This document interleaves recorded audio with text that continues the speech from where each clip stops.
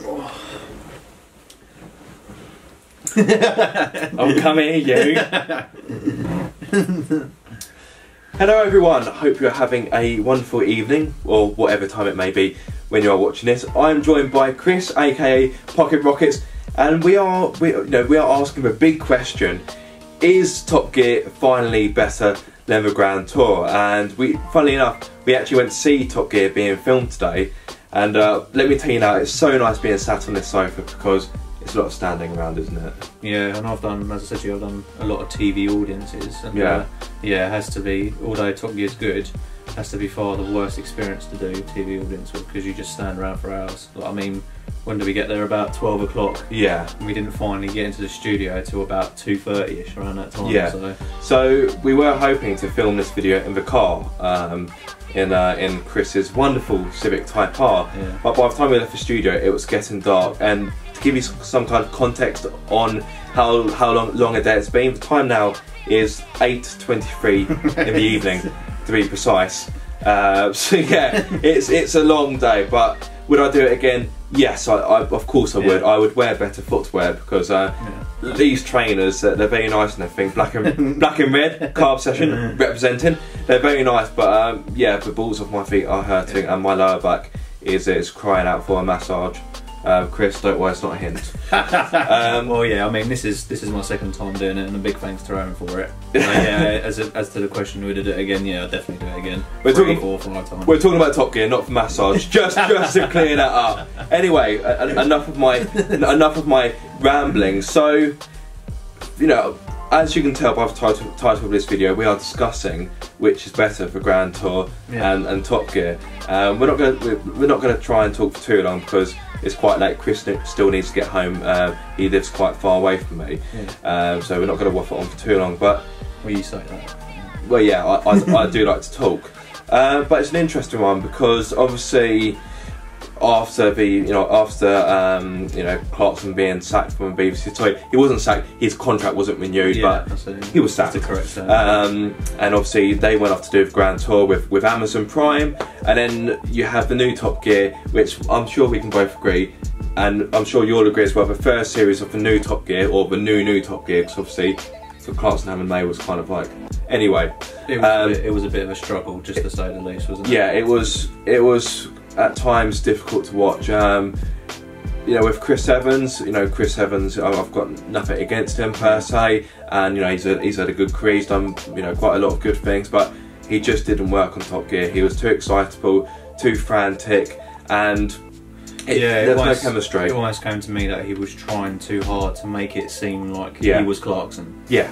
And that was where I think he went wrong. He wasn't himself. So yeah, that was the downfall to it, unfortunately. Yeah, and so the first series of new Top Gear, it didn't work. They tried their hardest, and I think the other problem was that they had too many people. Because I know Eddie Jordan and Speen Smith still do stuff with they're with not Top as Gear. involved as they were. Yeah, exactly. You know, having 6 presenters was just mental. Yeah, I remember seeing, you probably put it in the video now, I remember seeing when they announced it coming back and they had all the presenters and it was just like a boy band group almost. Yeah, exactly, like a super band.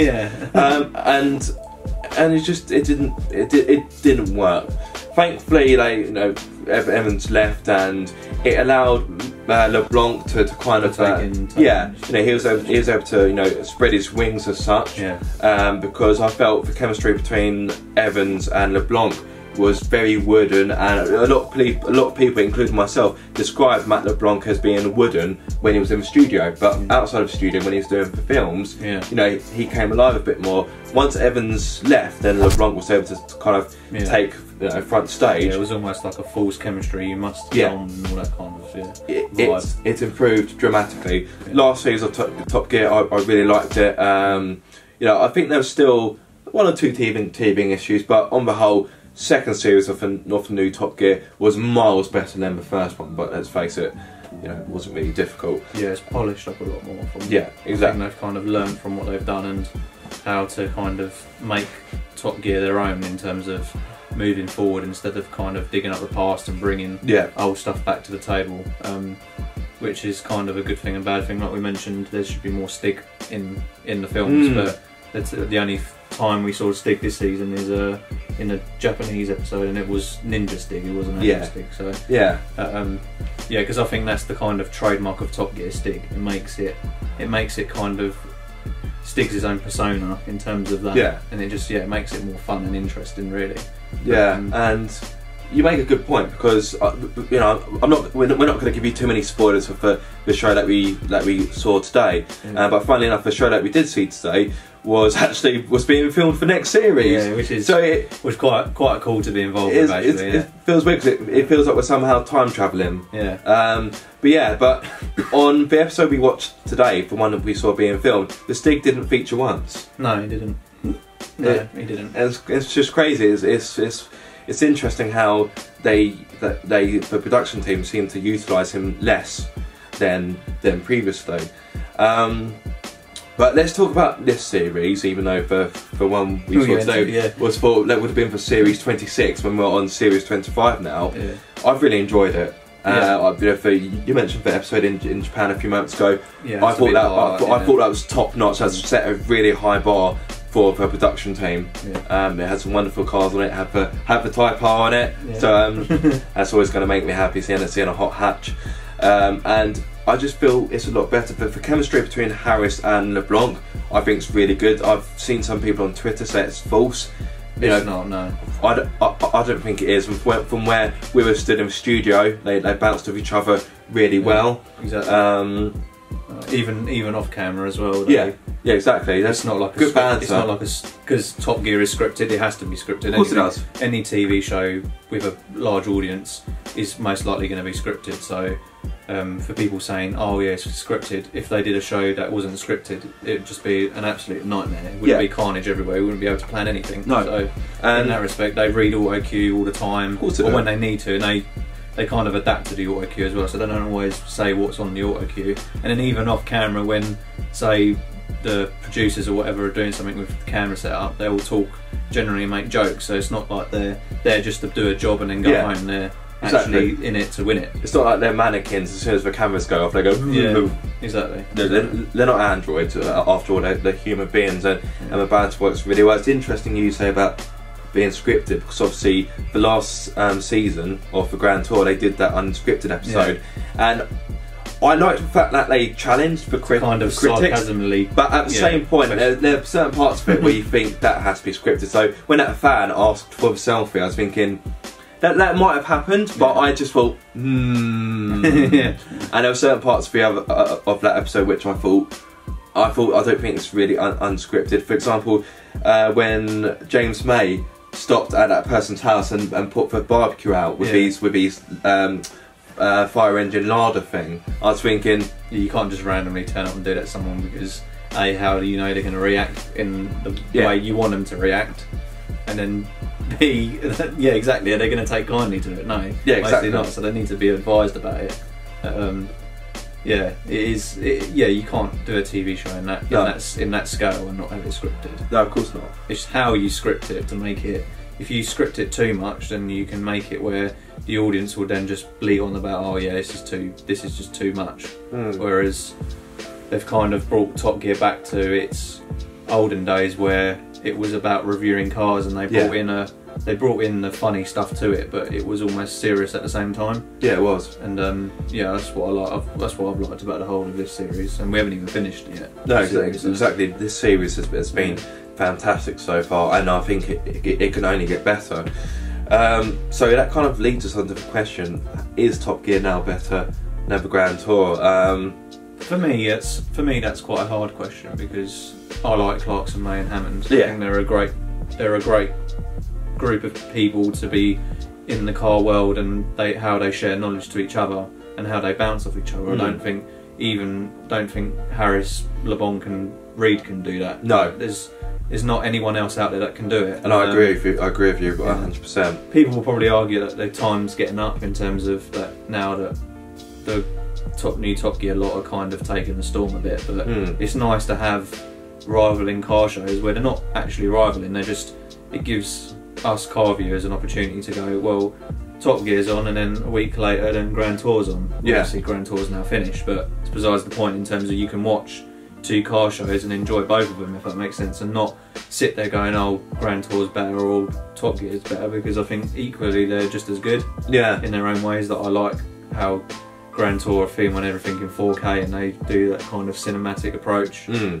whereas Top Gear, yeah, they do that as well, but yeah, they've got their swings and roundabouts, both of them. They've got their positive and negatives, so yeah, it's hard to kind of say a conclusion on what's better. Yeah, if that makes sense. Yeah, you know, it's difficult for me because, like you, and like quite a few of you watching, I grew up as a you know, as a teenager watching the Clarkson, Hammond and May on Top Gear, and you know, I wouldn't go so far to say it's a highlight of my week, but you know, I always look forward to a Sunday at 8 PM. Yeah, exactly. It's for me as well. Like, I don't watch TV at all. Like, I completely don't even turn on a remote to go and see what's on. Like that is, and like when you know Top Gear's on, that is it. You sit there at 8 o'clock, you put it on, and boom. The same with Amazon Prime. You know, Friday nights it's on, and that's it. And then it's a bit different with Amazon Prime because I use Netflix all the time. But in the analogy of how you watch TV, I don't pretty much watch anything. To be fair. So, yeah, no, it's an enjoyment, if that makes sense, in terms of you're looking forward to watching TV. So it kind of makes it its own positive. Yeah. But yeah, so I was genuinely sad when the news came out that you know, that Top Gear as it was to end. But let's face it, the BBC had no choice. You know, the BBC let Clarkson get, you know, the BBC let him get away with it. Yeah, they let him get away with a lot over the years. And the thing is, you know, no matter what job you're doing, you can't punch a colleague and expect to get away with it. So the BBC had no choice. You know, there were a few people that said, "Oh, you shouldn't have sacked Clarkson. Shouldn't have Clarkson. You shouldn't have sacked Clarkson." Blah blah blah. But you think, what choice did the BBC have? He punched a staff member.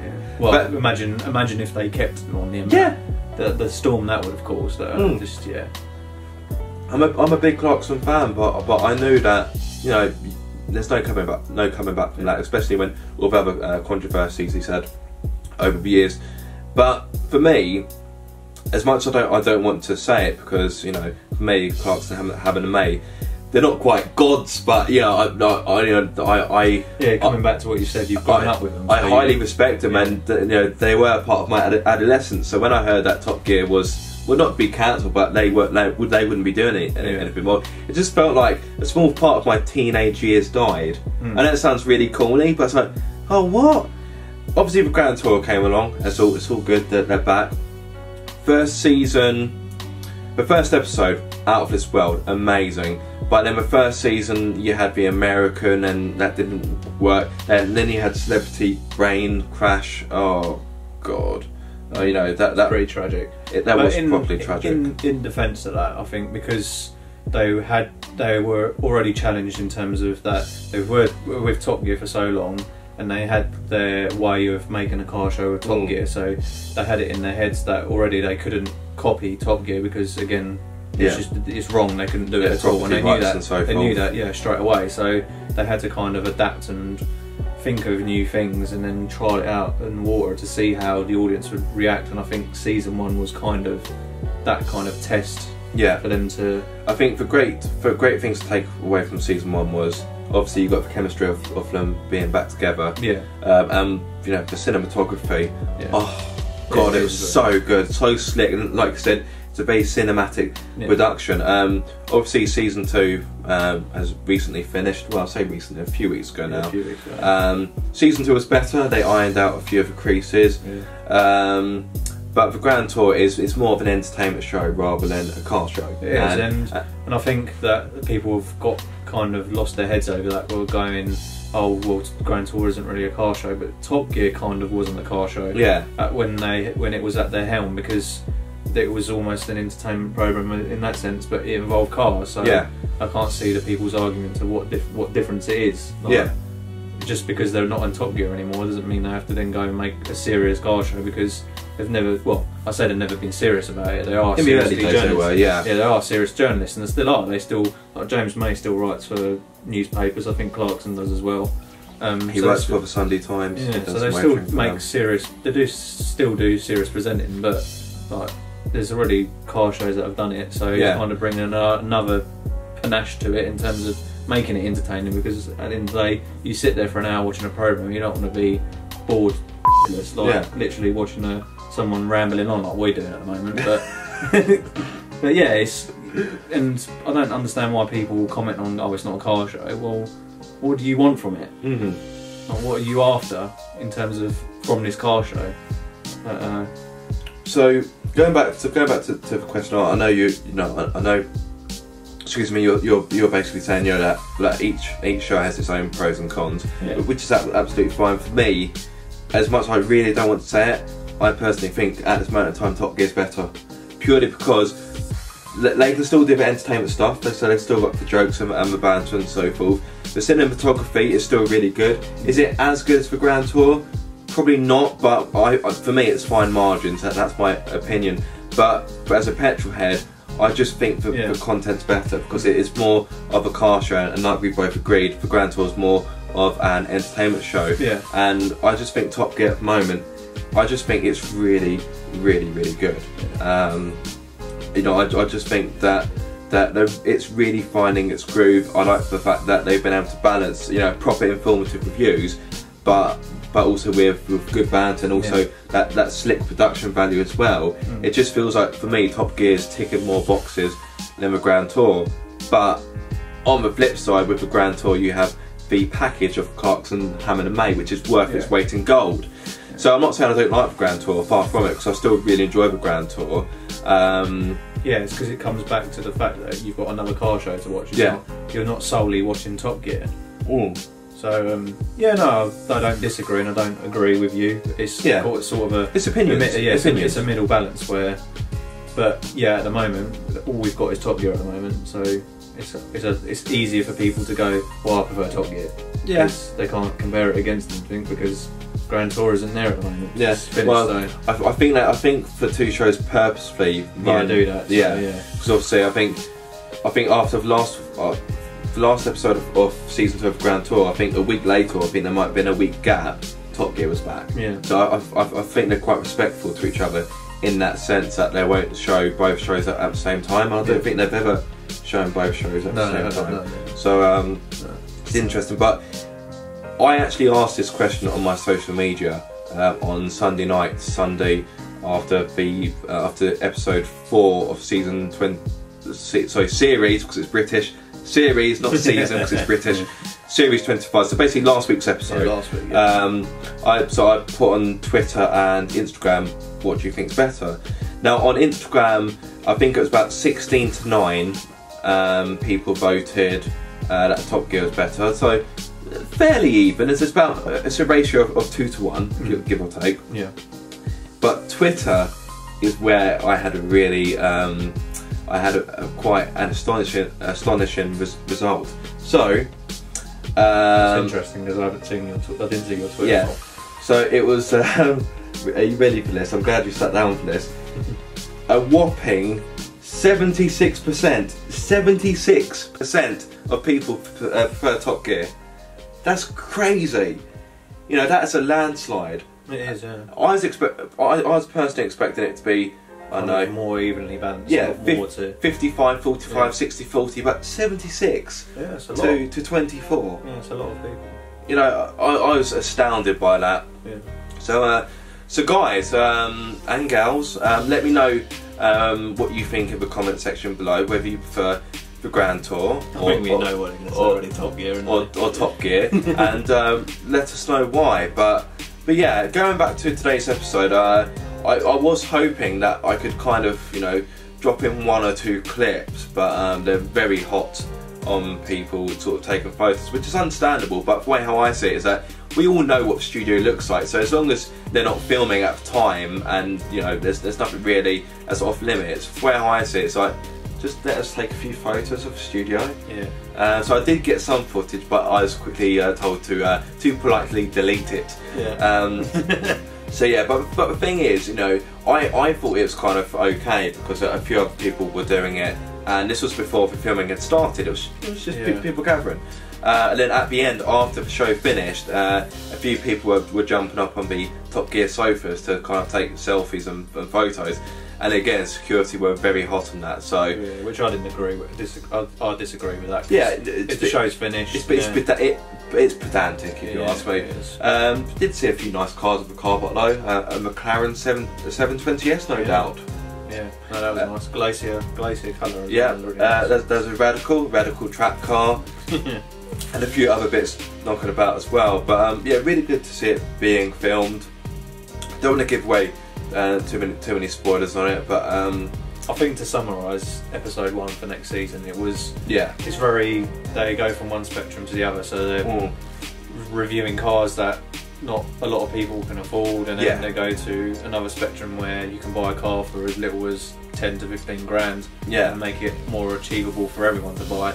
So they kind of like, that's what I liked about it, is that they can go from one spectrum to the other and still make it interesting, because people will look at, I don't know, like a Nissan Micra and go, oh, that's boring, I'll never drive that or never be interested in it, but they have a way of making it interesting, or making it fun, so, and that's what they've done. And the last scene of this episode was funny and everyone's gonna love it. Yeah, it is brilliant, really good. Yeah, it's really good episode, really good to see it being filmed live, I suppose. As obviously you cut to the VTs and you're just sat there watching a big TV screen. A lot of standing, but I would definitely recommend it. If you're interested in getting tickets, check out the company. They're called Lost in TV. That's not a plug. I'm not being paid to say that. I'm just saying that if you do want tickets, check out Lost in TV, and there's a good chance you'll get tickets, because my wife actually got tickets, but unfortunately she's poorly at the moment, so I had to drag this guy along. So she applied for tickets, and I think she got accepted 2 days later. So it's not like the old Top Gear where it's like, you know, quite a few years for a waiting list. So if you fancy getting tickets, check them out. It's free to do. So it's free. I'm doing it. So see the link below. Aaron will drop it down, and it's pretty easy. I mean, I don't think you can apply anymore because it's come to the end, but the way that they explained to us, well, the executive producer came out today, and they explained that they're ahead of schedule, so they're actually filming next season already, so which is quite cool. So series, it's British. Oh yeah, series. Sorry, too much Amazon Prime. That's why. It's like Chris Harris was correcting Matt LeBlanc today, because he kept calling their state cars station wagons, and Chris Harris was going, state cars. But yeah, like I said, I don't want to give away too much, but it'll be a cracking episode when it goes on air, which will probably be in the autumn, I would have thought. Well, because we didn't get to see a lot of the edits because they're still editing it at the moment. So it was kind of, well, when we get to see it, it will be a little bit more of a surprise instead of, oh, we know what happens, because most of it we don't. So one of the films had kind of like a bit missing. I've gone Dutch. A placeholder that says insert here. So. So they had a bit missing from the film because it's not been edited. And although the films were good, they did say that the actual kind of cinematic, values aren't quite as high as they will be, because they're yet to sort of polish it all up, so to speak. But I think that's enough talking from us. But like I say, let us know which you prefer. At this moment in time, it pains me to say I prefer Top Gear at the moment. Chris likes both, which is fair enough, and I still like both, but I just think me Top Gear, as a petrol head, someone who's interested in cars. I think I side more to Top Gear. But I can quite happily sit there and watch both of them. Exactly. And it's good to have a choice. Well, you can put a poll like up here, can't you? Hang on a minute. Or up there. I'm going to cover both spaces. It's going to be in one of these corners. So we're going to put a poll somewhere here, and just be good to see what people say and what about it, and obviously you can comment below as well. Exactly. Get us involved and we can have a discussion about it further. Exactly. If we haven't bored you enough. So if we haven't bored you to death, if you're still watching, I'd like to thank you for watching. If you haven't enjoyed this video, give it a big thumbs up, and please subscribe for more car obsession, but also don't forget to check out this dude's channel, Pocket Rockets, as well. But until next time, see you later.